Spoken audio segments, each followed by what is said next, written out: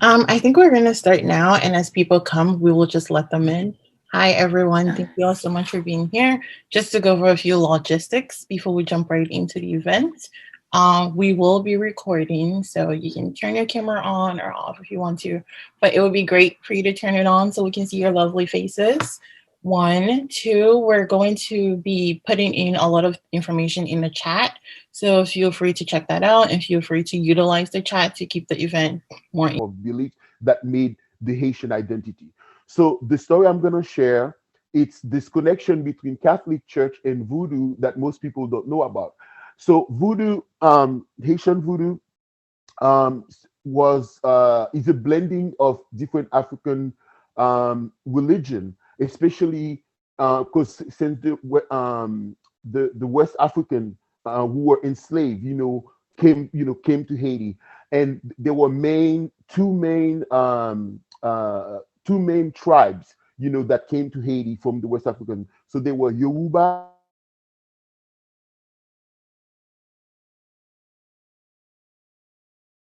Oh no, I you. Is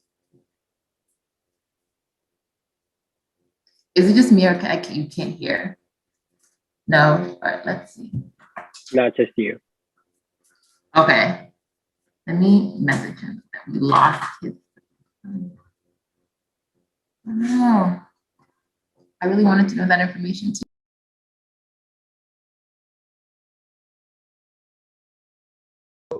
Can you guys hear me now? Yes, we can. Okay, sorry.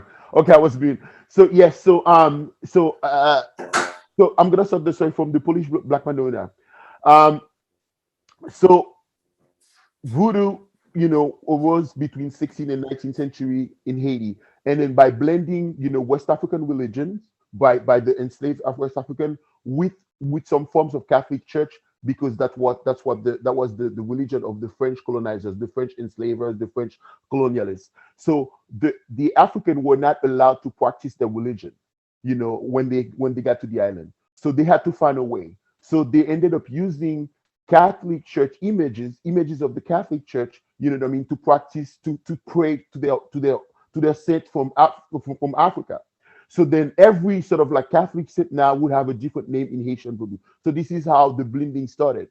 So then the Haitian Revolution started in 1791 through 1804, which that's what made us end up becoming the first two black republic all over the world, by overthrowing, the French colonizers, and then by abolishing slavery.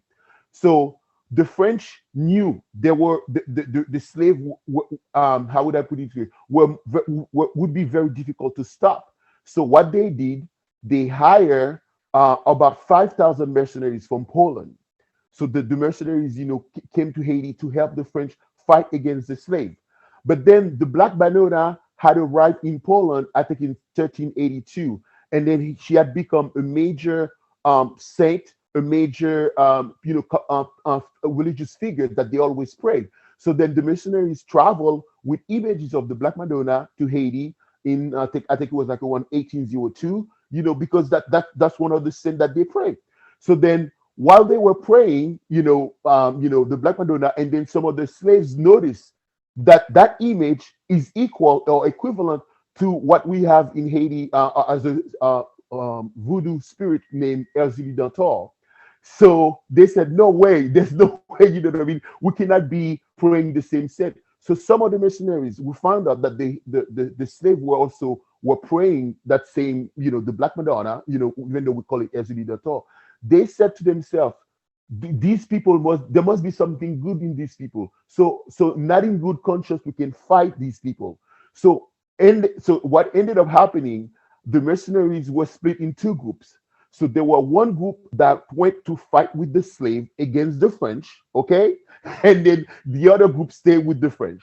So the mercenaries were split because of the connection with the Black Madonna, which was amazing.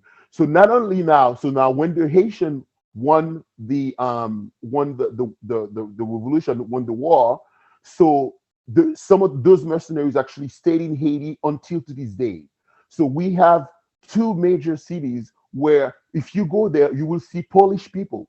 You know what I mean? Sometimes they mix, sometimes they're not mixed. and then they speak Haitian Creole, white people with blue eyes, green eyes, but then they are Polish descendants from the revolution back in 1804, but which is the connection of the Black Madonna. So then, but now, what does the Black Madonna represent? So they said, first of all, she's said to be embodied the shadow of the divine feminine, because she was spent. I mean, she's like the shadow of Virgin Mary. So, and it says to be that it is said that she was painted by Saint Luke the evangelist while she told stories of Jesus Christ. So let me go. And then, and she's well venerated, in Poland. Hold on a second. She's well venerated in Poland. Even the Pope, would go there. And then the Black Madonna, especially the church in Poland, actually is called the Lady of Czestochowa. So there are about like over 100,000 people who visit her, that visit her every year, sometimes more. So with the Haitians, as I said, the West African that came to Haiti came from two main tribes. First of all, we had the Yoruba, and then we had the Fon. So one quick, yeah,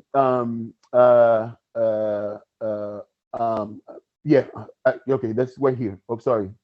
One quick information. So we've all loved Black Panthers, right? And then we love those female warriors, but we do not know the female warriors represent the Fon warriors back in the days. So again, as I said, the Fon are found in Nigeria, Togo, and Benin, and then some of those Fons went to Haiti. But so when I look at the Black Panther, so I know that we have more than just we have a lot of connection.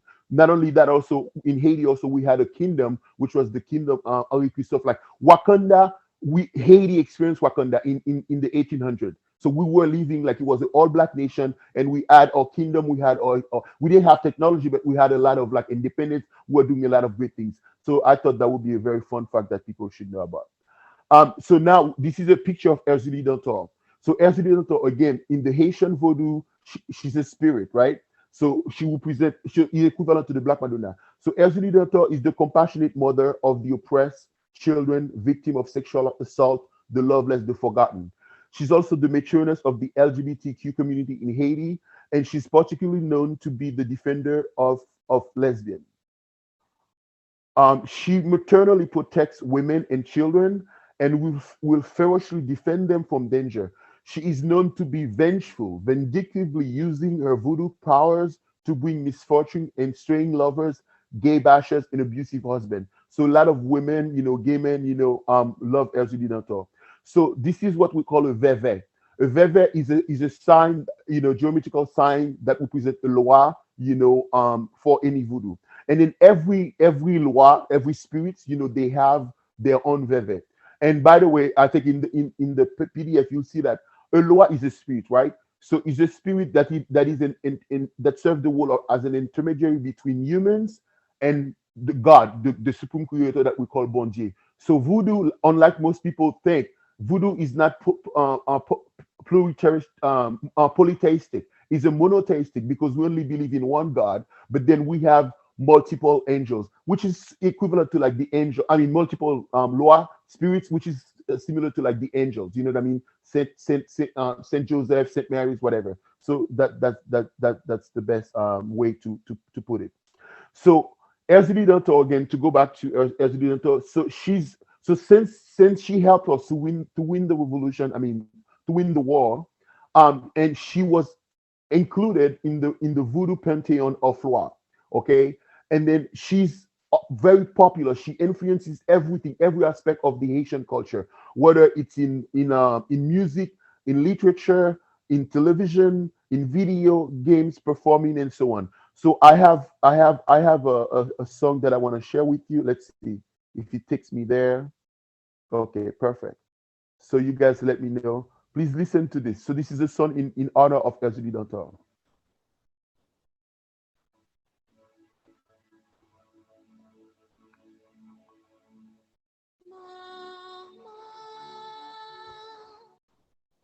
Maman m'a salué, ou même qui plaît l'amour, dans ma clave,